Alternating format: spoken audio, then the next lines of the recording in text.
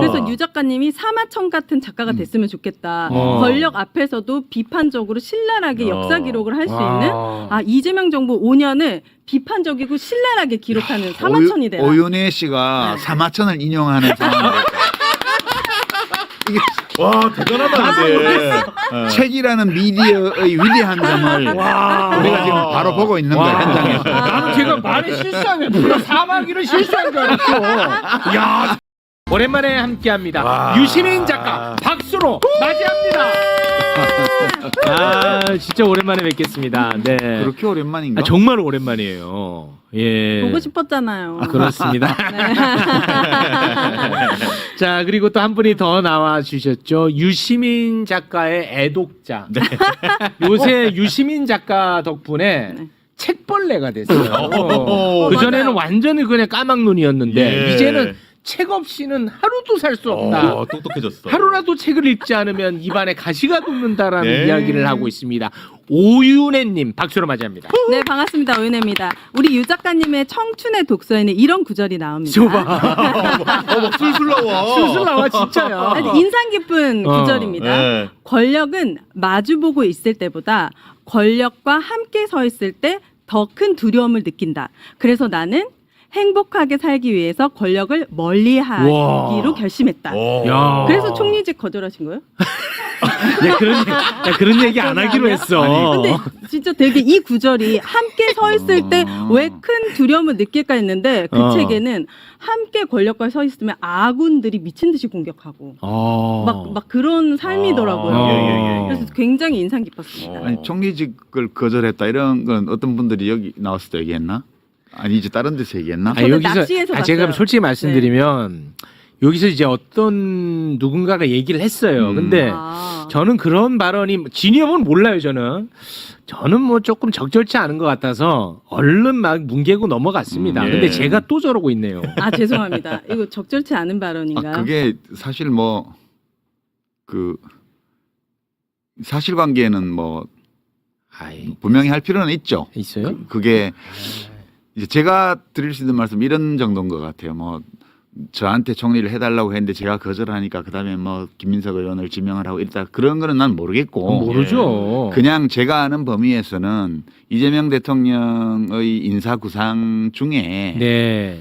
총리감을 이렇게 찾는 과정에서 네. 그런 검토 대상 중에 한 명이었을 수는 있다. 그 첫 번째고. 알겠습니다. 네. 두 번째는 이제 다시 공직을 맡을 의향이 있는지를 물어본 적은 있다.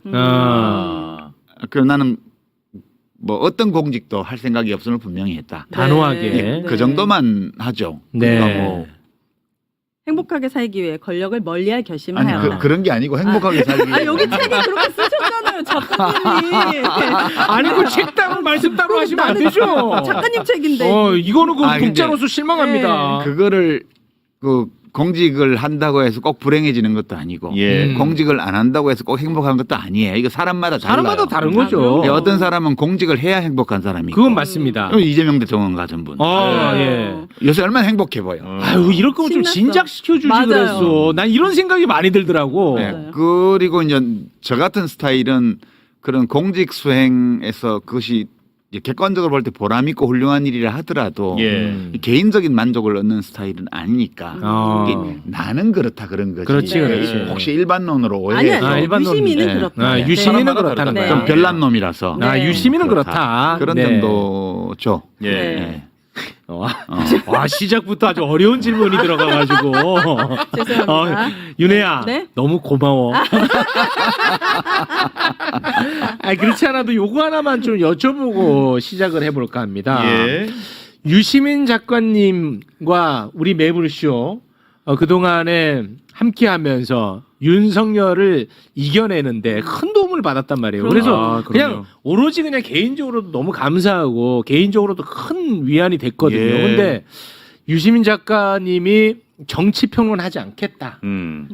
그리고 그 민들레 칼럼을 또 쓰지 않는 것 같더라고요. 진짜요? 이게 또 어떻게 된 사연인지 제가 그게 좀 궁금해가지고요. 뭐 그럴 필요까지 있으신가 해서. 뭐 정치 비평을 안 하겠다 이런 거 아니에요. 되도록 좀 안 해야 되겠다는 마음을 먹었고. 왜 그래요? 그리고 이제 민들레 칼럼도 이제 그게 제가 하는 제일 중요한 정치 비평이었는데 그 2주에 한 번씩 네. 이제 글이 안 써지는 거예요. 그래서 제가 이제 시민 언론 민들레에는 글이 안 써져서 네. 못 쓰겠다고 얘기를 했어요. 아 그래요? 네, 이제 여러 이유가 있는데 제가 사실은 2016년 17년 그 박근혜 탄핵되고 나서 좀 되게 좋았어요. 그때 뭐 TV 예능 프로 같은 데 나가고 말쓸 신잡 이런 거. 알쓸신잡 이런 네. 거 하고 그래서 뭐 맞아. 사람들이 저 인간 저 몹쓸 인간인 줄 알았는데 맞아. 알고 보니 괜찮네 뭐 이런 얘기 네. 듣다가 네네. 2019년도에 조국 사태 터지면서 이제 정치 비평 형식으로 참전을 한 거죠. 그 조국 사태에 참전을 하면서 이제 활발한 정치 비평을 그때부터 해서 약 7년 가까이 그걸 했어요. 했는데 이제 제가 매불쇼는 재작년 이맘때 문과남자의 과학공부 그 책 내고 나서 나왔던 것 같아요. 한 2년쯤 전에. 그랬는데 제가 이제 그거 하면서 그 정치 비평이 때로 좀 힘든 일이거든요. 근데 제가 제일 힘들었던 거는 이게 다른 비평가들에 대해서는 정치권에서 비평가에 대해서 공격하지 않아요.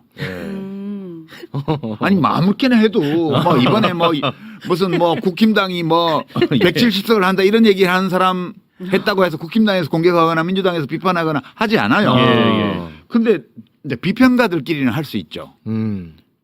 근데 제가 하는 비평에 대해서는 비평가들이 막 비난을 하고 막 왜곡하고 할 뿐만 아니라 국힘당에서도 공격을 해요. 때로는 막 민주당에서도 마음에 안 든다고 막 그러기도 하고 이게 되게 부담되는 일이잖아요. 부담될 수 있죠. 맞아요. 근데 그게 왜 나만 유독 그러지? 그게 꼭 뭐 그분들 잘못은 아니고 내가 비평이라는 형식을 빌렸지만 조국 사태 때부터 참전해서 윤석열 일당과 6, 7년간 싸워왔잖아요. 그러니까 이제 사람들이 보기에는 저거는 윤석열하고 싸우는 사람 이렇게 인식이 되는 것 같아요. 네, 그런데 이제 제가 하다 보니까 사실 문재인 대통령 시절에는 제가 사실 좀 약간 책임감을 느꼈어요. 문 대통령께 제가 일은 안 하지만 밖에서 힘넣어드리겠습니다. 이렇게 말씀드린 적이 있어서 그게 밖에서 좀 해야 된다는 어떤 의무감 같은 게 좀 있었죠.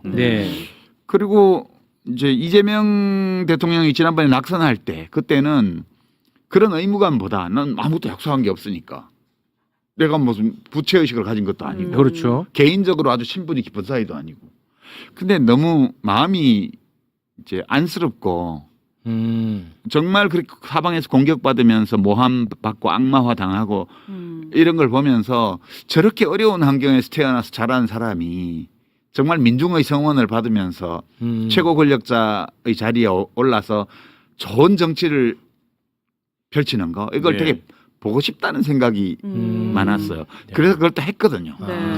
근데 지난번에 됐으면 좋았는데 안 돼가지고 또 떨어졌네. 그리고 윤석열이 이제 엉망으로 국가를 운영을 하고 막 횡포를 부리고 결국 계엄령까지 가니까 계속 싸웠단 말이에요. 그렇죠. 그 과정에서 선거 비평도 하게 되고. 근데 때로는 내가 하는 비평이 민주당 쪽에 도움이 될 때도 있겠고 또 하다 보면 뭐 민주당 쪽에서 저건 안 했으면 좋았을 걸 이런 거를 할 수도 있죠. 비평이라는 게 늘 그러니까. 그러니까 이제 도움되는 거가 있을 때는 그냥 지나가고 좀 민주당 입장에서 볼 때 저거는 좀 다르게 했으면 좋았을 걸이라든가 이런 게 되면 공격해요? 공격을 하는 게 아니라 이제 비판. 뭐 우리하고 관계 없다고 한다든가 진짜요? 아니면 심지어는 그러지 말라라고 한다든가 이렇게 한단 말이에요. 네네네. 아니 나는 비평하는 사람인데 민주당 당원도 아니고 정치하는 사람도 아니고 그냥 비평하는 사람인데 참 힘드시네. 그러니까 이제 그게 힘드셔. 수많은 사람들이 선거 결과를 총선 결과를 예측을 했고 나도 그 중에 하나였는데 맞아. 나가 공격을 받았어요. 이번에 또 이제 대선 국면에서 또 그 김문수 씨 부인 설란영 씨 문제 때문에 어마어마하게 막판에 그랬잖아요. 그래서 제가 이거는 이제 하면 안 되겠구나 더 이상 이게 근데 그런 모르겠습니다. 생각을 많이 하게 됐죠. 아니 근데 그거는 일단은 영향력이 그만큼 있다라는 거 아닌가 하는 생각이 들어요. 물론 저는 힘들 것 같아요. 말씀을 들어보니까 참 쉽지 않으시겠다라는 생각이 드는데 저는 아무리 이야기를 해도 내 얘기를 받지 않아서 속상한 사람이거든요. 근데 이제 작가님은 이제 그만큼 영향력이 있다라는 이제 방증이죠. 그래서 이제 이재명 대통령은 대통령이 됐잖아요. 네. 그리고 잘 하실 거예요. 저는 네. 옛날부터 잘 하실 거라고 믿었으니까. 네. 그리고 제가 무슨 빚을 진 거라든가 이런 게 없어요. 네, 그냥 네. 일방적으로 제가 이분이 대통령 되는 걸 보고 싶다. 그러면 되게 기쁠 것 같다. 일종의 인간 승리잖아요. 대단한. 네. 그런 거 보는 건 기분 좋은 일이잖아요. 네네네. 이제 그거를 잃었기 때문에 더 이걸 꼭 해야 된다는 어떤 책임 이런 것도 제가 굳이 가질 필요가 없는 관계이기도 하고. 네. 그래서 예, 그래서 이렇게 시끄러운데 때로는 나는 뭐 민주당원은 아니지만 그래도 내가 하는 활동이 그쪽에 좀 도움이 되기를 바라는 마음을 늘 가지고 해왔는데 그게 내 마음과 달리 안 그럴 때도 있잖아요. 뭐 그럴 수 있죠. 그러니까 그거는 부담이 너무 커졌어요. 이번에 이 일을 겪으면서. 아니 근데 그러니까 안 써지는 거예요. 이게 아니 근데 요거 자기 하나는- 검열을 하게 돼요. 이렇게 쓰면 그러면 안 돼. 그렇게 안 써진다. 문장 하나를 쓸 때마다 네. 이것이 어떻게 악용될 위험?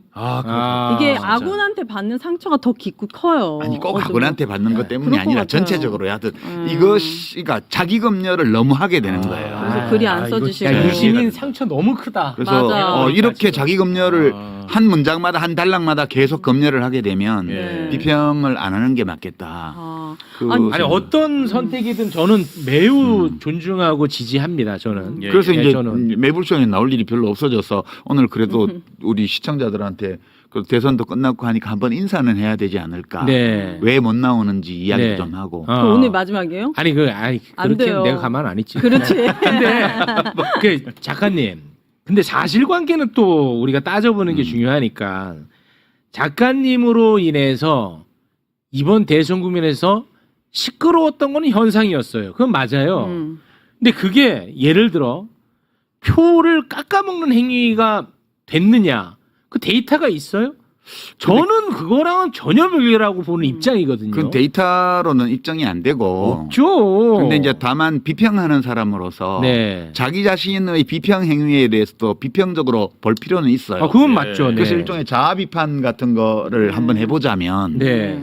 제가 이제 이 설란영 씨 관련 발언 중에 무엇이 문제가 돼서 이렇게 시끄러워졌을까 생각해봤어요. 이건 한번 정리를 해야 될 것 같아 당사자가. 그러면 당사자 말씀 듣기 전에 네. 제가 요거 잠깐 좀 말씀드릴게요. 저는 지난번 대선 국면에서 유시민 작가의 그 설란영 여사 관련한 발언 이것 때문에 개인적으로 혼자서 엄청 괴로웠던 사람이거든요. 뭐냐면 설란영 여사의 빙의를 해서 설란영 여사는 아마 이럴 것이다라는 이야기였어요. 네.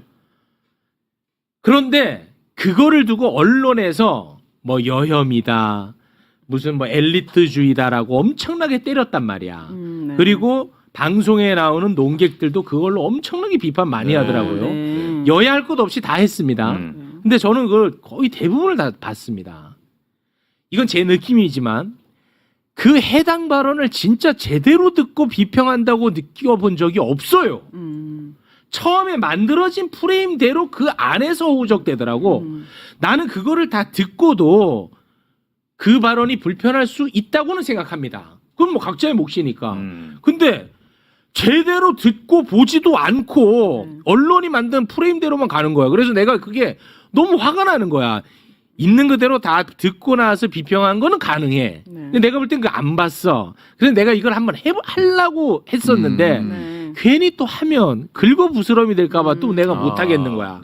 그게 또 내가 비겁해 보이고 혼자서 굉장히 좀 힘들었던 기억이 있어서. 그러시구나. 네. 그럼 미안해요 힘들게 해가지고. 아니야. 진짜. 근데 공교롭게도 그때 그 빙의에서 했던 발언이 그러니까 추정이지 어떻게 보면 그 발언을 증명해주는 증언들이 나왔었어요 또.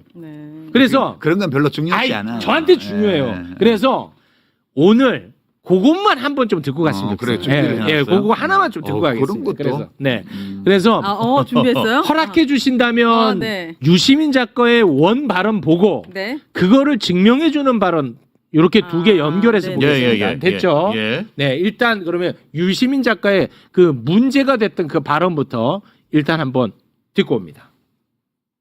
설란영 씨는 저는 이해할 수 있어요. 왜 저러는지. 그러니까 유력한 정당의 대통령 후보 배우자가 다른 유력한 후보 배우자를 공개적으로 헐뜯는 이런 말을 하는 것은 저는 처음 봐요. 설란영 씨는 그때 구로 20단인가 있던 세진전자라는 그 전자부품회사 노동자 위원장이었어요. 그리고 이제 김문수 씨는 한일도르코 지금 금속연맹 산하의 거기 노조위원장을 했죠. 그러니까 김문수 씨가 학출 노동자, 대학생 출신 노동자로서 찐 노동자하고 혼인한 거예요. 그러면 그 관계가 어떨지 짐작하실 수 있죠. 김문수 씨는 너무 훌륭한 사람이에요. 설란영 씨가 생각하기에는 나하고는 균형이 안 맞을 정도로 대단한 사람이에요. 원래부터. 그리고 그렇게 훌륭한 삶을 살았어요. 그 관계가 그렇게 돼 있는 거고 그런 남자와의 혼인을 통해서 내가 조금 더 고양되었고 그렇게 느낄 수 있겠죠. 자기 남편에 대해서 비판적으로 보기가 어려워요. 이런 조건에서는. 국회의원 사모님이 됐잖아. 남편을 더욱 우러러보겠죠. 경기도지사 사모님이 됐어요. 더더욱 우러러보겠죠. 대통령 후보까지 됐어요. 그러니까 자기 남편에 대해서 비판적 거리를 유지하는 게 되게 어려워요. 그래서 이제 원래 본인이 감당할 수 없는 자리에 온 거예요. 이 유력한 정당의 대통령 후보 배우자라는 자리가 이 설란영 씨의 인생에서는 거기 갈 수 없는 자리예요. 그래서 이 사람이 지금 이렇게 발이 공중에 떠 있어요. 영부인이 될 수도 있는 거예요. 그러니까 제정신이 아니다 그런 뜻이죠. 한마디로. 예. 자, 설란영 씨는 아마 이렇게 생각하고 있는 것 같다라는 발언이었습니다. 네. 자, 저는 이걸 보고 되게 이상하다, 문제가 된다라고 그때도 생각 안 했고 지금도 생각 안 하는데 네. 이걸 다 보고 야, 이거는 문제가 있다 발언 이렇게 생각하는 사람도 저는 있을 수 있다고 보는 각자가 입장입니다. 생각이 다를 수 있으니까. 그렇습니다. 예. 근데 대신에 좀 보고 판단해라 하는 차원에서 요거를 이제 보여드린 거고 예. 이게 추정해서 말씀을 하신 건데 참 공교롭게도 과거에 설란영 여사와 함께 노동운동을 했던 분이 또 증언을 한 게 또 있어요, 마침. 예. 그거 한번 또 듣고 오겠습니다.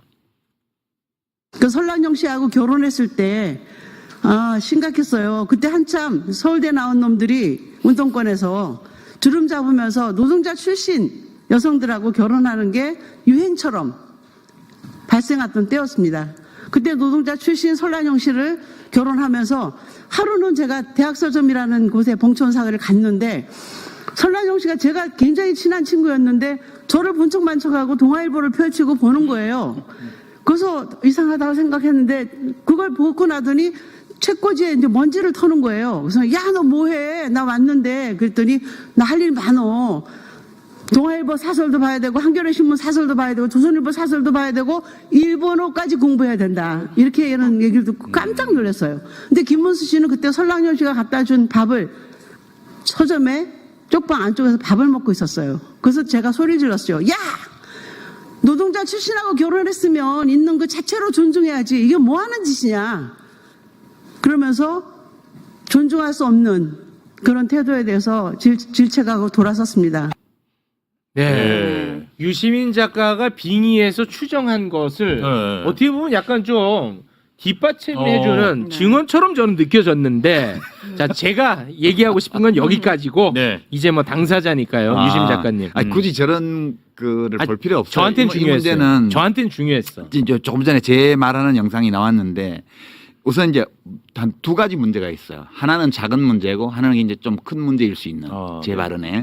첫 번째는 제정신이 아니다 그 표현이 있죠. 그건 좀 뭐 과할 수 있죠. 그거는 되게 이제 비평하는 사람으로서 네. 좀 과한 표현이에요. 네, 그런 네. 거는. 그러니까 그런 표현 쓰면 안 되는 건데 네. 저기 약간 그 다스베이다라는 데가 좀 캐주얼한 데여가지고 제가 그러니까 저 캐주얼한 분위기에서 나온 이 캐주얼한 발언이 어떻게 쓰일 수 있다는 생각이 안 한 거예요. 그러니까 그거는 비평하는 사람으로서 잘못이 있는 거죠. 자기 검열을 했어야 되는데 저때 좀 되게 해이한 자세로 했어요. 이제 그 이제 첫 번째 문제고 저거는 제가 이미 좀 잘못한 거라고 얘기를 한 적이 있어요. 이제 더 근본적인 문제는 이게 이제 국힘당에서 전국의 플랜카드를 저를 공격하는 플랜카드를 걸고 네.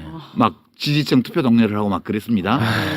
그러니까 뭐 일개 비평가의 발언을 놓고 그런 일은 유력한 없죠. 정당이 전국의 플랜카드를 며칠간 걸고 막 유세장에서 떠들고 막 뭐 종편 이런데 대담에 나와가지고 공격하고 이런 사례를 저는 듣도 보도 못했는데 그렇습니다. 그래서 유시민 찍겠다는 사람도 많이 나왔어요. 인지도 너무 올라가가지고. 아니 출마도 안 했는데. 근데 아까 제가 한 발언 중간에 보면 학출 노동자 김문수 씨가 찐 노동자 설란영 씨하고 혼인했어요. 이렇게 말을 하고 나서 네. 그 관계가 어떨지 짐작하실 수 있죠. 이렇게 말을 했어요. 그건 잘못된 말이에요. 그게 제일 큰 문제가 있는 발언인데. 그러니까 저는 대학 출신 노동운동가하고 찐 노동자가 혼인한 사례를 여러 알아요. 제가 네네. 80년대에 활동할 때 아까 또 이제 어떤 노동운동가 분이 말씀하신 것처럼 그 유행처럼 네. 한때 해가지고 그런 커플들을 여러 알거든요. 네네. 근데 어느 커플도 김문수 설란영 커플 같지 않았어요. 그때도 이미. 예. 그 남편을 쥐고 흔드는 분도 있었고요. 아, 네네. 예, 그 관계가 다 부부마다 달라요. 네네. 근데 제가 찐 노동자하고 대학생 출신 노동운동가가 혼인하면 관계가 불균등해진다라는 것을 아주 일반론적인 것처럼 말을 해버렸잖아요. 제가 전날 저 얘기를 한 것은 김문수 설란영 부부의 개별적 사례에 대해서 내가 정보가 많고 과거에 인연이 있기 때문에 그 사람들이 왜 그러는지를 한번 이해해 보자는 입장에서 그 구체적인 사례 하나를 얘기를 한 건데, 그러니까 설란영 김문수의 관계가 이러하다 여기에 논의를 한정해야 되는데 네. 저 발언은 이 관계를 아주 일반화할 수 있는 발언이에요. 이제 그러니까 이게 잘못 말한 거기 때문에 이걸 가지고 확대 해석하면 이제 여성 비하, 학력 차별, 그죠? 노동 비하 이렇게 확전시킬 수 있는 거예요. 그러니까 저 잘못은 저 부부의 사례를 구체적으로 설명하는데 그쳤어야 되는데 한정했어야 되는데 일반화할 수 있는 형식으로 그 얘기를 한 거예요. 일부 네. 내용이. 작가님, 제가 네. 뭐 너무 호의적인지 너무 편파적인지 모르겠는데 저는 저거를 이렇게 받아들여서 문제 없다고 생각했던 네. 것 같아요. 두 사람이라면 그렇게 될 관계가 것이다. 된 거 아니겠습니까? 라고 저는 받아들였던 네. 거예요. 그렇죠. 그렇게 받아들이면 좋은데 맥락상 그렇잖아요. 아니, 그렇게 안 받아들이고 만반의 준비를 갖춘 사람들이 널려 있는 게 이 세상이잖아요. 그러니까 비평하는 사람은 아니 그 맥락이라는 게 있잖아. 그러니까 비평하는 왜 또 사람은- 굳이 그렇게 말씀하세요? 그리고 저들이 이렇게 공격하는 거는 이렇게 작가님처럼 자기 비판이 가능하고 반성할 걸 아니까 오히려 물어뜯는 거예요. 아니 그게 아니라 그래서 내가 이거 좀 길지만 다 틀은 거야. 네, 네. 맥락이 있었잖아. 아니 맥락이. 그러니까 이제 그다음 들어봐요. 네네 알겠습니다. 근데 모든 사람이 최욱 씨나 우리 오연혜 씨처럼 네. 저하고 뭐 이렇게 방송도 하고 이래서 되도록이면 객관적으로 해석해 주려고 노력하는 분들만 있는 세상이면 이렇게 안 돼요. 근데 곡해하고 왜곡하고 공격할 만반의 준비를 갖춘 사람들이 있잖아요. 그러니까 저는 국힘당 진영 쪽뿐만 아니라 네. 기성 언론의 모든 기자들 거의 모든 기자들이 싫어하는 인물이에요. 제가. 그렇잖아요. 이것도 저의 행위의 결과인데 제가 언론에 인터뷰도 안 하고 출연도 안 하고 압류도 안 하고 거의 대부분 네. 툭하면 기성 언론 비판하고 이러잖아요. 네. 그러니까 그분들 입장에서 보면 제가 공공의적 1호예요. 네. 영향력이 아니 그건 크니까. 통쾌해야죠.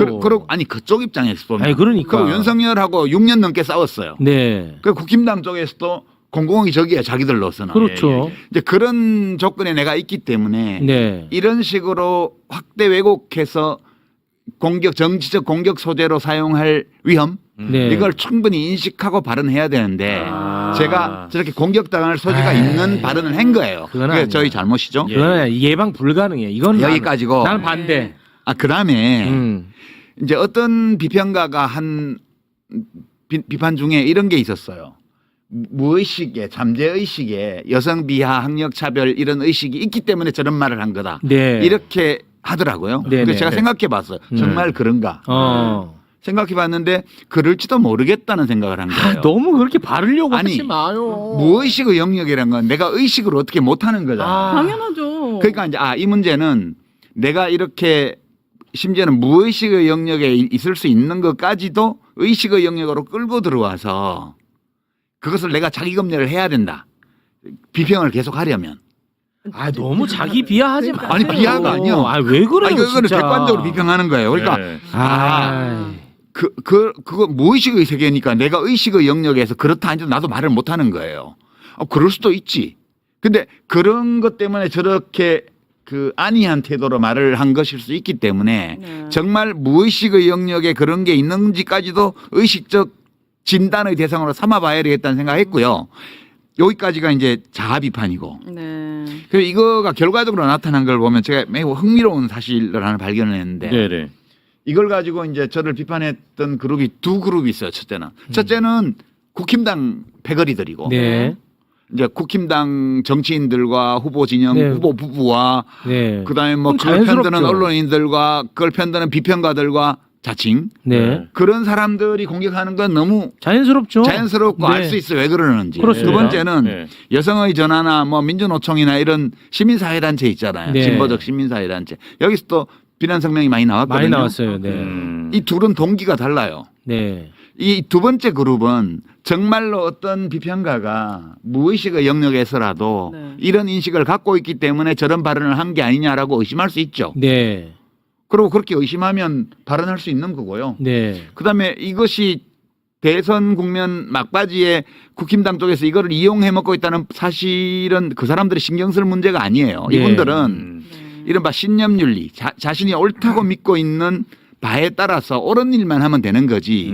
내가 하는 행위가 현실에서 초래할 수 있는 어떤 예측 가능한 결과에 대한 책임까지 느끼면서 일을 하는 분들이 아니에요, 이분들은. 네. 그러니까 이분들이 이렇게 하는 거는 자신의 신념에 따라서 하는 거기 때문에 이것은 그러네요, 그렇지 않네요, 서로서 논쟁할 수 있는 문제라고 저는 봐요. 근데 국힘당과 그 패거리들이 한 거는 저는 되게 좋게 봤어요. 왜요? 왜냐하면 이분들이 이토록 인권 감수성이 그래요?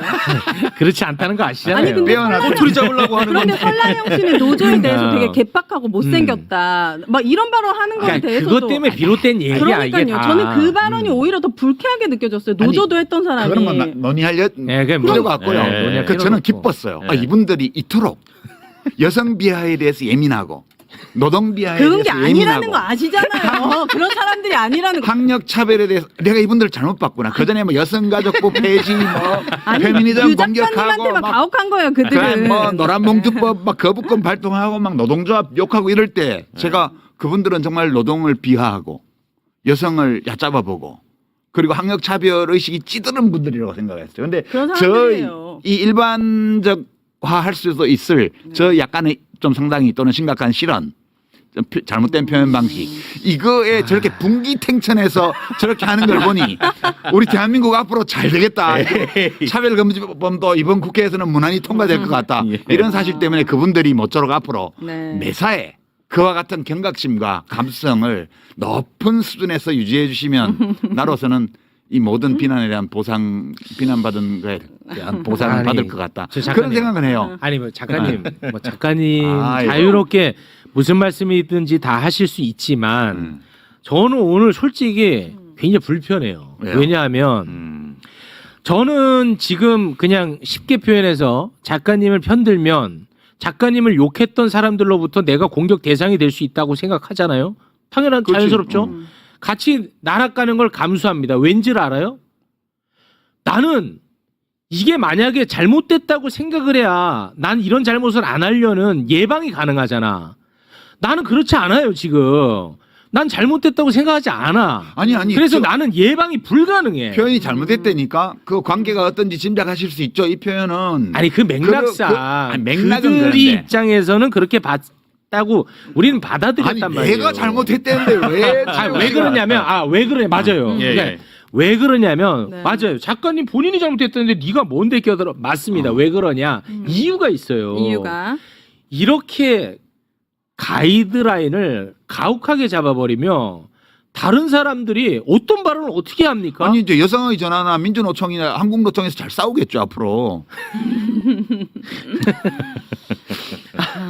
그렇잖아요. 그리고 국힘당도 이렇게까지 저를 비난했으니까 일관성을 지키기 위해서라면 안 지키잖아요. 그런데 앞으로도 일관성 계속- 없잖아요. 무슨 없나? 없죠. 그만 좀 하세요. 여자 기자를 막 그렇게 꼬투리 팔목에 잡으려고 막, 그러는 건데, 막 이거는. 상처나고 막 네. 난리도 아닌데. 아닌가 이거를 이런 식으로 가이드라인을 잡아버리면 어떤 발언도 못합니다. 아, 그게 인간 세상이라니까요. 그러니까 비평하는 사람들이 그 점을 염두에 두고 할 수밖에 없어요. 근데 그 웬만하면 이렇게 해도 그냥 넘어가지고 비평가들끼리 야 그 비평이 맞냐 안 맞냐 가지고 좀 정말 진지한 토론을 하고 그렇게 넘어갈 텐데 이거는 선거 국면에서 네. 그냥 공격 수단으로 득표 네. 수단으로 이걸 사용을 했잖아요. 그렇죠. 그러니까 저로서는 좀 특이한 케이스라고 봐야죠. 네. 아, 이게 이 정도로 부담이 오면 정말 한 문장 한 단락을 쓰는 것이 힘들어지는 거죠. 그러니까 네. 예. 그럼 그러니까 좀 그런 쉬세요. 좀 이제 원하시니까 조금 쉬면 돼. 지금 휴식이 필요해. 글이 잘 써질 때쯤 다시 또 비평을 하시면 되니까. 지금은 강요하지 말아요. 그래 강요하지 마. 강요하지 아니, 마. 내가 왜 개인적으로는 강요하냐면 힘드실 수 있잖아. 민들레 칼럼을 중단하면서 예. 내 논평할 게 사라졌어. 그럼 개인적으로 전화 상담을 그걸 해요. 베껴야 되는데. 네.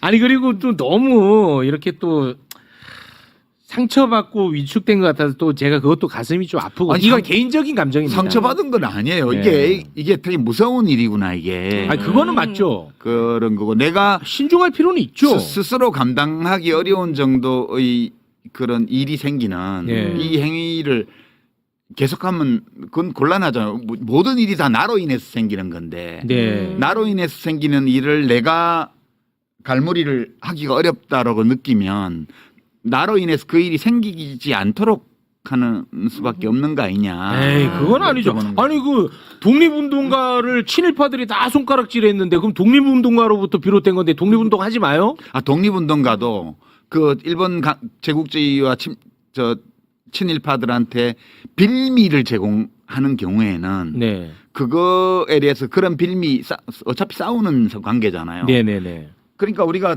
전투 중에 민가에 오발탄을 쏘지 말아야지. 아 신중할 필요는 적, 있죠. 적들을 향해서 조준 사격을 해야 되는데 네. 뭘 네. 잘못해서 민가의 장독을 깼어요. 네. 그러면 저 군대는 막 민가에 피해를 주고 민중을 괴롭히는 군대야. 네. 이런 선전의 소재를 제공하는 게 되잖아요. 아니 사람 죽인 것과 장독대 깬 것과 뭐가 더 잘못입니까? 사람 죽인 거 얘기 안 하고 장독대 깬 것만 얘기하는 게 잘된 세상입니까? 아니 근데 그런 인간과 그런 집단들이 존재하고 있는 게 우리 인간 세상이에요. 네.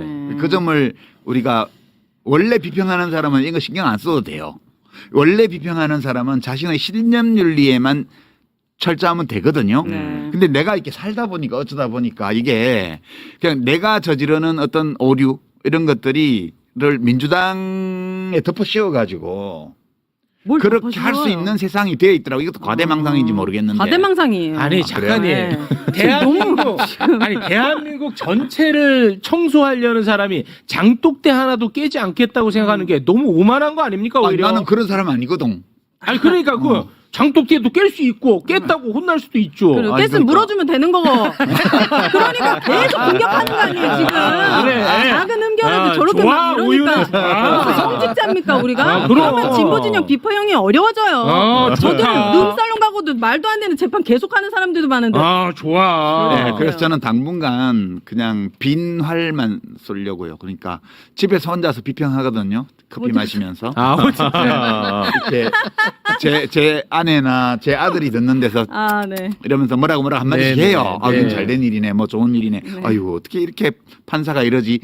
이런 거를 이제 화살을 채우지 않고 빈말을 혼자 쏘는 거예요. 네. 네, 그렇게 지낼 거예요. 알겠습니다. 당분간. 지금 네. 댓글에 네. 이 주제로 너무 길게 얘기하는 그러니까 거 아니냐라고 독서 이야기 하는데 언제 하냐고. 이런 얘기 하려고 모신 거고 정치 비평 안 하십니다. 여러분 지금 오해하고 계시네. 네. 이런저런 이야기하면서 이제 뭐 그냥 잠정적으로 네. 시간도 다 돼가네, 그죠? 끝인사 하는 거예요 오늘. 잠정적이요. 네, 끝인사 아니에요. 그리고 책 이야기는 안 돼. 조금은 해야지. 책 이야기. 네, 네. 아니, 내 책 얘기가 아니라 독서에 관한. 아 그러니까 독서에 관한 독서가 이야기. 뭐가 좋죠? 여기 작가분이 준비 엄청 해줬더만 네. 한마디도 아직 안 나와. 아니, 오늘 원래 이제 주제는 독서 아니야? 우리가 정보를 접할 수 있는 네. 너무나 많은 매체가 있는데 꼭 이런 시기에도 독서를 해야 되느냐. 음. 이게 이제 큰 주제였거든요. 맞아요. 네. 5분이라도 해야지. 그냥. 5분 하세요. 네. 5분 하세요. 네. 독서를 왜 우리는 꼭 해야 되느냐. 네. 아니 꼭 해야 될 건 없어요. 그래요? 이게 책이라는 거는 그 책을 쓴 사람이 무슨 말을 하고 싶은 거잖아요. 사람한테, 예. 독자한테. 네. 그러니까 어떤 메시지를 담고 있어요. 음. 그런데 이 메시지를 여러 방식으로 전달할 수 있는데 그 중에 이제 제일 오래된 형식이 책이에요. 이거 오래됐다 그래봐야 그리 오래된 건 아니고 네. 몇백 년밖에 안 됐어요. 책이라는 미디어가 생긴 것도. 그러니까 종이에 문자 텍스트를 찍어서 네. 그걸 쓴 사람이 읽는 사람에게 어떤 메시지를 전달하는 거잖아요. 그렇죠.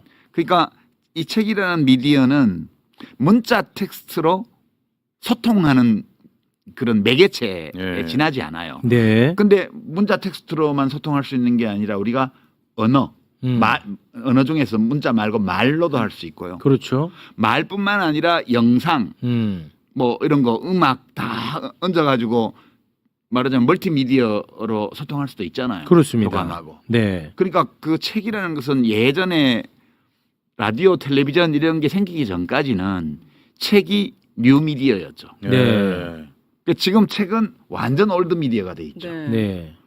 그렇지만 그러니까 꼭 책을 읽어야만 제대로 된 인간이 될 수 있는 건 아니에요. 다른 미디어를 통해서도 예.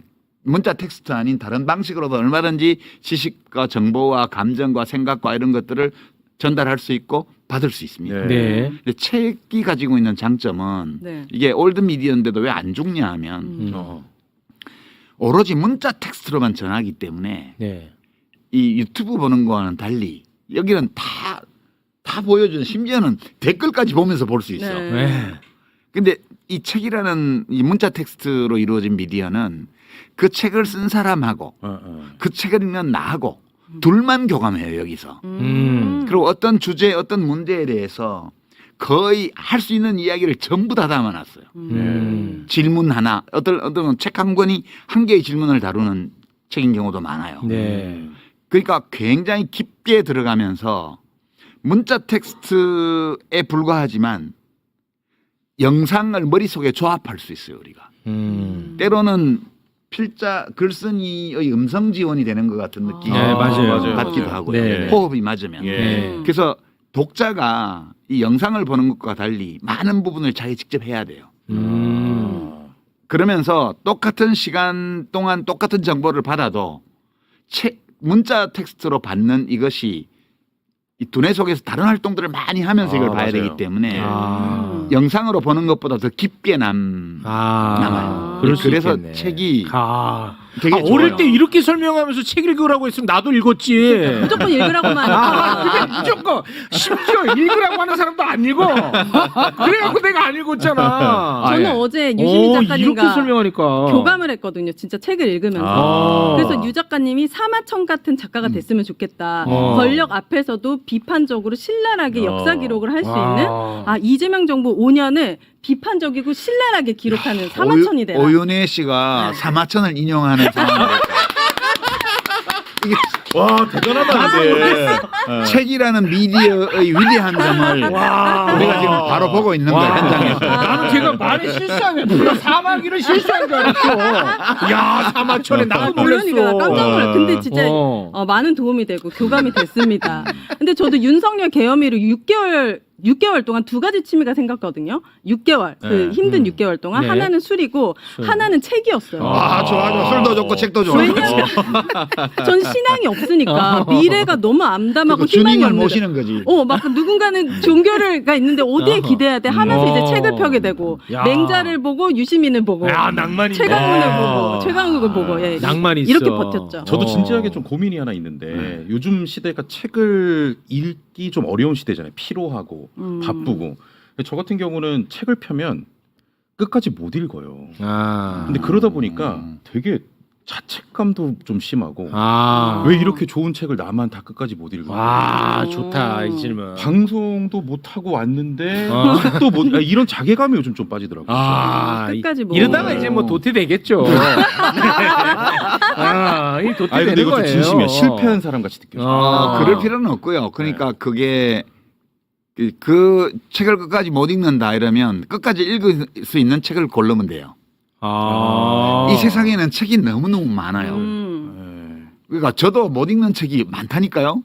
도저히. 아, 유시민도 못 읽는 네, 책이 있어요? 소설책 중에도 안 읽혀져. 읽어지는 아, 그래요? 소설이 있고요. 아, 그런 게 있어요? 철학책 중에도 저는 니체, 키에르케고르 뭐 어. 이거 못 읽어요. 오, 그게 안 들어와요? 안 들어와요. 이야, 이거는 큰 위로다. 이따가 뭔 소리 하는 거야?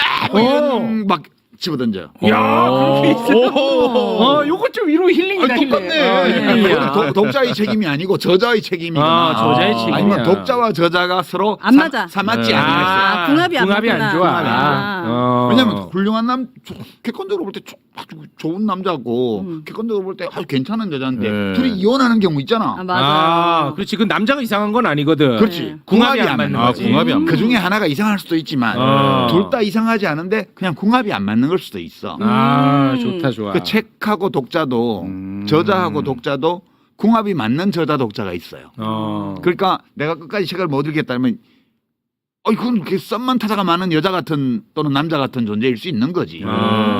알아면 알아갈수록 좋아져야 되는데 만나면 만날수록 모르겠어. 그러면 진도가 안 나가지겠죠. 아니, 그러면 작가님은 책을 선택할 때 나의 궁금증이 하나가 생겼어. 이 궁금증을 채워줄 수 있는 책을 선택하시나요? 아니면은 보다가 궁금함이 생겨서 거기에 들어가는 거예요? 어떻게 선택합니까, 책을? 그때 달라요. 그것도 저는 달라요? 책의 세계는 거의 무한대로 넓기 때문에 누구도 이 세계를 전체적으로 조망하면서 내가 지금 이 책을 볼 때야라고 하기 어려워요. 그러니까 보통은 자기가 종사하는 업과 관련된 전문 분야 네. 이런 데들은 꿰고 있죠.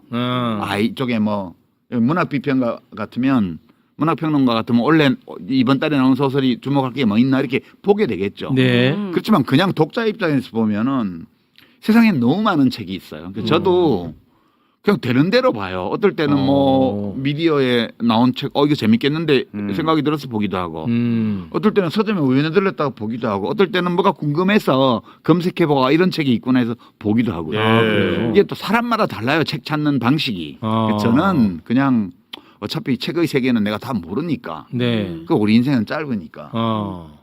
그리고 나는 막 어느 한 골짜기에 깊이 잠수에 들어가서 거기를 막 정밀 탐사하는 이런 스타일의 인생을 사는 사람은 아니고 그냥 나룻배에 들러가지고 바람 좋네, 풍경 좋네 이러면서 저기 괜찮은데? 붕어 있겠는데? 그러면 이제 낚싯대 들이고 이렇게 사는 사람이어서 그래요? 책 고르는 것도 대충 그렇게 골라요. 그런 거는 괜찮아요. 저는 분명히 이 책을 다 읽었는데 한 달 뒤에 보면 너무 새로워. 영화도 마찬가지거든요. 영화 그렇습니다. 그러니까 이 책이 그냥 어떤 무의식 쪽에 자리 잡고 있는 거야? 아니면 다 기억을 해내야 하는 거예요?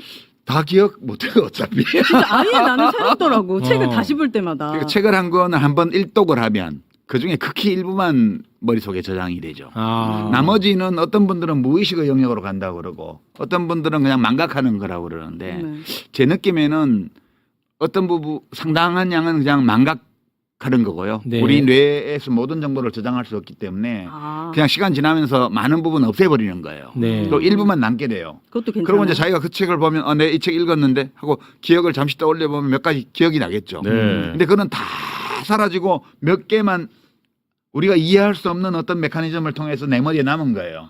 그 다시 책을 펼쳐보잖아. 이 책이 이런 책이었어. 너무 새로워. 그런 면도 있고요. 또는 내가 독서하는 능력이 더 자랐기 때문에 처음에 읽었을 때는 안 보이던 게 그렇구나. 그럴 수 있어. 이게 보이는 거예요. 근데 북한산, 설악산 올라간다. 그러면 체력이 약한 사람은 정말 땅바닥만 보고 막 맞아. 숨 헐떡거리면서 사탕 먹으면서 올라가잖아요. 네. 아무것도 안 보여요. 자기 발 앞에 말고는. 네. 근데 체력이 엄청 산을 자주 다녀가지고 이제 체력이 엄청 좋아졌잖아요. 그러면 쉽게 올라가면서 여유롭게 옆 골짜기도 보고 꽃도 옆 보고 봉우리도 나무도 보고 보고. 하늘도 보고 구름도 보고 지나가는 사람도 보고 어디 주막집도 보고 이렇게 되는 거거든요. 맞아. 보이는 게 네. 달랐던 야, 이 거예요. 성장한 그럼요. 만큼 달리 보여. 그렇죠. 우리 오윤혜 씨도 네. 10년 전에 나를 그냥 쓰레기 보듯이 하더라고. 아 그때는 그때, 쓰레기였잖아요. 맨날 예쁜 여자 만나고. 아, 이거 맞는 얘기잖아. 근데 이제 오윤혜도 약간 좀 인문학적 소양이 쌓이니까 나를 바라보는 게 약간 경외감으로 보더라고. 맞아. 그때 힘들 때는 오빠 찾게 돼. 진짜 윤석열 갑자기 풀려났어. 오빠 어떻게 우리 그렇지. 죽을 맛이다.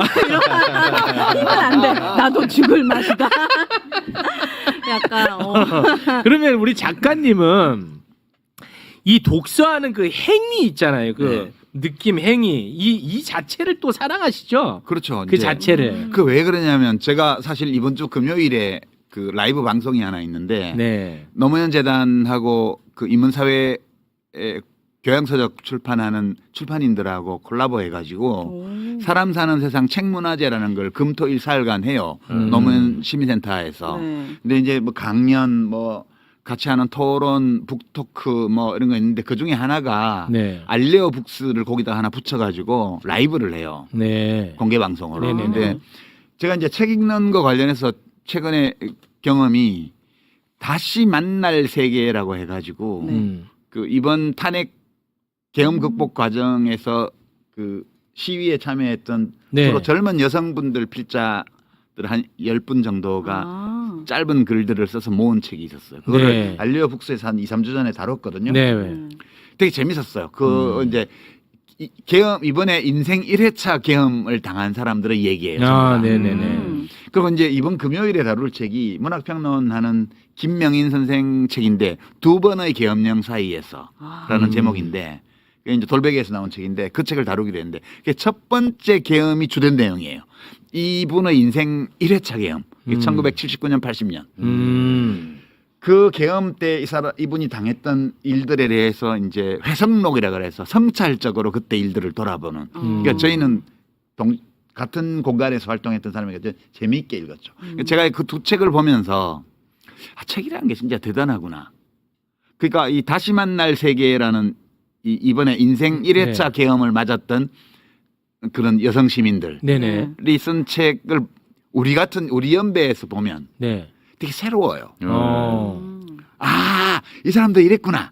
왜냐면 우리는 일단 우리 2회차들은 일단 도망가고 보는데 얼마나 무서운지 일단 무서워서 아니까. 뭐 국회 부의장 이하경 의원 같은 경우에 그 뉴스 보자마자 강하지 않고 굶어 죽을까봐 집에 다시는 못 돌아올 수 있으니까 강하지 않고 정처도 안 정하고 핸드폰 끄고 막 걸어가는 도중에 그 사모님 전화기로 민주당 원내에서 연락이 와갖고 빨리 국회로 오라고. 그 이분은 국회에는 당연히 봉쇄됐을 거라고 생각을 하고 국회 가면 죽는다고 생각한 거지. 이게 인생 2회차, 3회차 계엄을 겪은 사람들이 반응이에요. 그러니까 이제 지금 이번에 인생 1회차 계엄을 맛본 분들은 지금 이번 계엄이 인생 2회차이거나 3회차, 4회차였던 사람들이 과거의 계엄 상황 때 어떤 일을 겪었는지를 보면 되게 신기할 거예요. 이 두 번의 계엄령 사이에서라는 이 책은 이번 계엄이 실제적으로 인생 2회차 계엄인 어떤 문학평론가의 그 자기가 겪었던 첫 번째 인생 1회차 계엄에 관한 얘기예요. 근데 이거를 지금 젊은 2030들이 이걸 본다면 조금 이 세대를 하게 될 거예요. 왜 응원봉 시위를 보면서 집회를 보면서 저 아재들이 막 감격의 눈물을 흘리고 이게 도대체 왜 저러지? 그렇게 놀라운 약간 홍사운 기자 같은 분. 뭐 계속 울더라고 그분은. 울잖아. 네.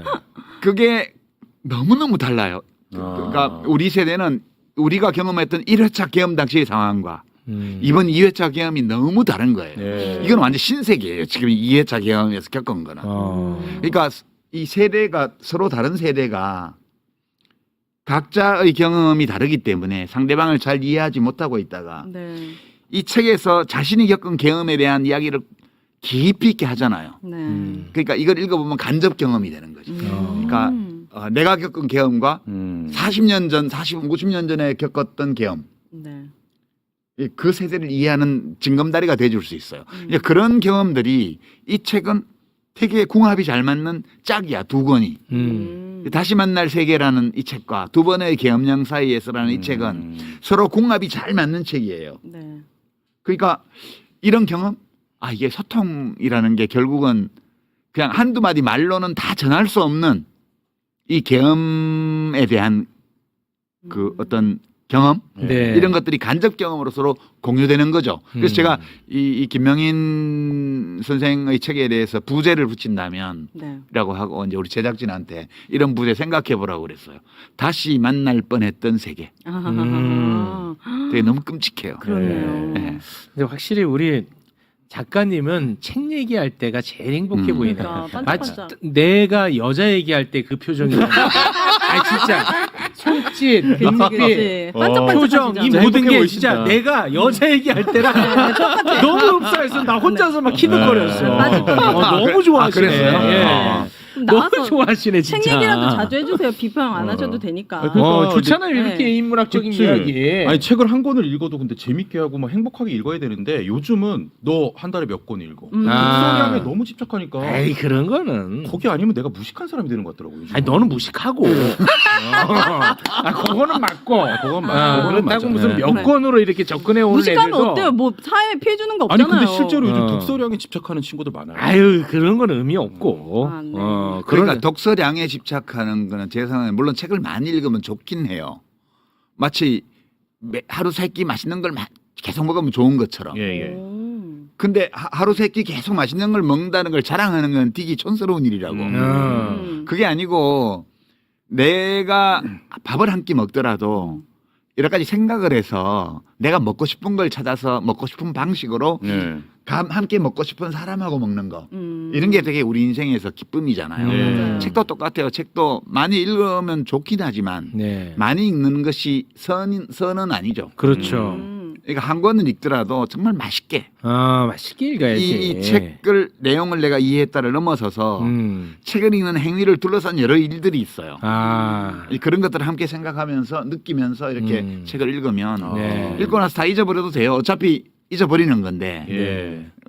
그 잊어버린 것 같지만 언젠가는 또 그 일부는 살아 돌아와서 내게 돼 있다는 걸 알게 돼요. 좋습니다. 유 작가님이 낚시 채널에서 이런 말씀하셨어요. 내가 먹는 음식이 내 몸이 되고 어. 내가 읽는 책이 내 생각이 된다고. 그럼 뭐 나는 라면이냐? 그 말도 안 되는 음식 얘기를 하나를 해. 먹더라도 에이, 내 몸이 되기 때문에 야, 진짜 내가 맛있고 라면을 좋은 얼마나 거. 먹었는데 내가 라면이야? 그래서 라면인 거예요. 지금 배 봐봐. 라면으로 가득 찼잖아요. 배를 보라 그래. 아니 되게 본인을 아낀다는 느낌이 들더라고요. 아, 나를 그래? 소중하게 생각하면 그러지 않아요? 좋은 거 먹고 좋은 책 읽고 네. 좋은 사람 들어가는 게 만나고. 좋아야 나오는 것도 좋죠. 네. 근데 저는 아무튼 저도 이제 그 낚시 채널 이제 가끔 보는데 맞아. 저는 작가님한테 가장 부러운 게 하나가 있어요. 뭐냐면 하나밖에 없어요? 아니 그러니까 진짜 가장 부러운 거. 네, 하나. 본인이 좋아하는 거를 너무 잘 알더라고. 좋아하는 것을. 내가 좋아하는 거를 아주 너무 잘 알고 있는 분 같아서 그래서 내가 그거를 보는 거야. 왜냐면 그러니까 그게 나한테 힐링이 되더라고 간접적으로. 잘 봤나요? 예, 근데 너무 좋아하는 그 게 영상 보여. 보면 그냥 영상을 보지 말고 틀만 놓고 어떨 때는 가만히 있으면 밤에 그 새 소리 있잖아요. 우리가 밤 낚시할 때도 많이 찍기 때문에 네. 밤새 소리가 있어요. 밤새 소리. 밤새 소리. 가만히 듣고 있으면 정말 한 10가지, 15가지의 악기를 연주하는 오케스트라처럼 들릴 때가 있어요. 네. 새 소리들이 어울려가지고. 예. 근데 가끔 좋은 소리들이 잡힐 때가 있어요. 그러니까 보지 말고 그냥 틀어만 놓고 네. 조회수 올리려고 하는 거 아니에요? 아니.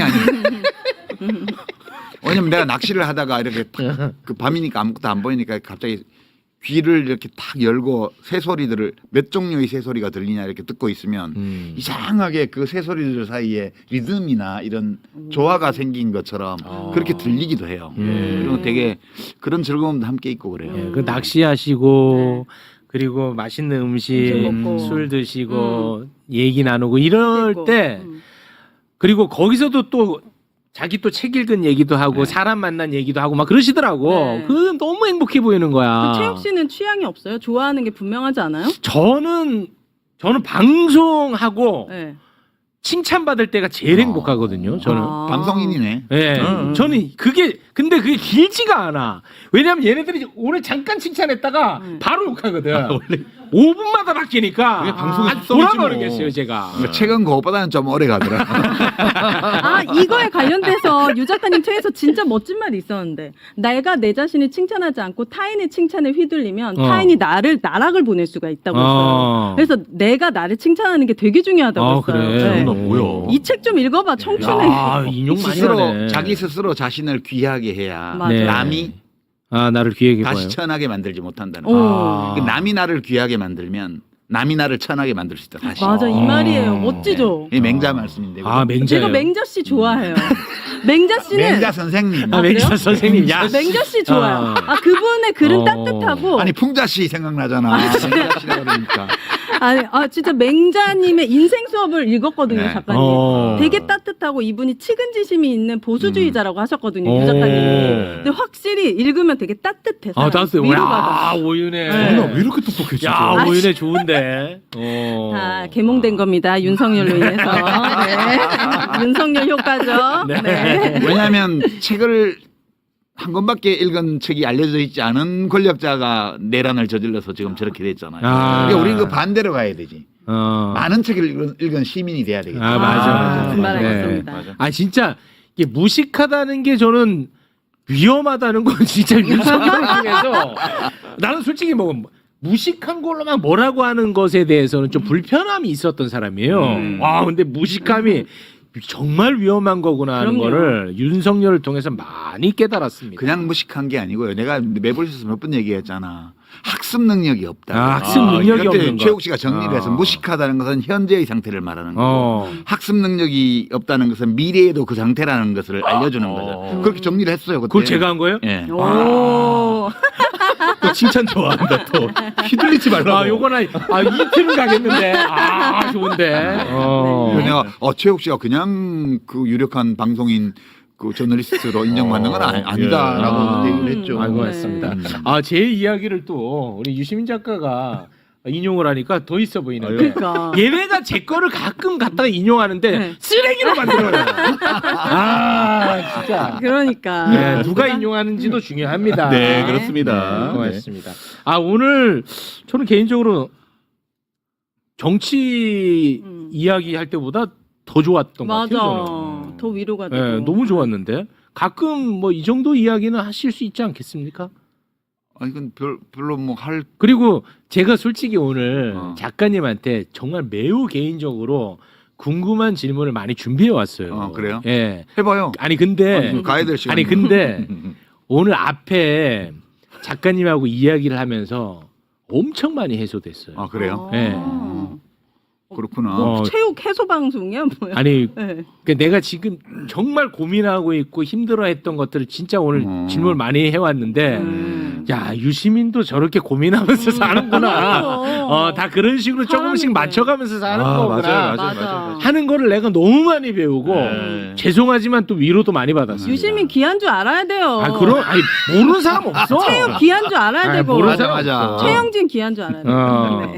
되고. 야 유시민도 본인 삶 안에서 저렇게 고민 많이 하고 네. 상처받고. 상처받고 네. 평소에는 고민 안 하는 사람으로 보였어요? 아니 그러니까 뭐냐면 자기의 해답을 자기가 탁탁 갖고 있다고 생각했죠. 맞아. 예, 그래서 이제 저도 오늘 정말 많이 준비해 왔어요. 되게 네. 되게 구체적인 질문들을. 아 근데 뭐 유시민도 저렇게 얼마나 깊이 있게 고민하다가 내놓은 답이겠어 오늘. 맞아요. 예. 그게 느껴집니다. 그게 느껴져가지고 네. 저한테 해답이 됐습니다. 네. 그 하여튼 책 읽는 거는 중요해요. 특히 비평하는 분들이요. 꼭 제가 이제 조언을 하나 드리면 우리 재작년 6월에 여기 처음 나와가지고 내가 첫회 둘째 3회 가면서 네. 그 프란스 두바리 쓴 침팬지 폴리틱스 네네네. 얘기를 했잖아요. 난리 났었죠. 그러니까 그게 그냥 나와서 윤석열을 비판하는 거하고 저런 스타일의 저런 행위를 하는 사람을 왜 권력자로 뽑았으면 그렇게 필연적이든 우연이든 그런 스타일의 권력자가 권력의 정점에 올라갔을 때 그에게 앞으로 무슨 일이 닥칠 것인가. 그리고 그런 일이 닥치는 이유가 뭔가를 학술적으로 상당히 설명을 했잖아요. 맞습니다. 네, 네. 그러니까 그 책 한 권을 읽고 한국 정치, 특히 윤석열 시대의 한국 정치를 보는 거하고 그런 이론적인 기초 없이 그냥 인상 비평으로 자기 기분 따라 비평하는 거하고 아주 달라요. 정말 다르죠. 그러니까 제가 이제 오늘 나온 김에 예. 이제 많은 비평가, 젊은 비평가들이 지금 활동하고 있습니다. 종편에 워낙 프로그램도 많고 하기 때문에 뭐 공중파도 일부 그런 거 하는 거 네. 있고 제가 아쉬움을 늘 느끼는 건데 그냥 언론에 이미 보도된 거 남이 한 말 이런 것도 필요하면 인용하고 다 써야 되지만 자기가 본인이 공부를 해야 돼요. 맞아요. 그러니까 공부를 안 하니까 거의 매일 나와서 비평하는데 한 2시간씩 아무 타격감이 없잖아. 맞아. 와 진짜 맞아. 그러니까 내가 나가서 비평을 하는데 어떤 타격감도 없다는 거. 누구도 내 말을 귀 기울여 듣지 않다는 거. 아무 반향이 없다는 거는 내가 하는 말이 내가 하는 비평이 별로 쓸데없다는 뜻이에요. 쌀로 그렇지. 밥 짓는 얘기. 그래서 좀 발전하기 바랍니다. 아, 그러니까 네, 맞아, 맞습니다. 공부를 하고 진짜 맞아.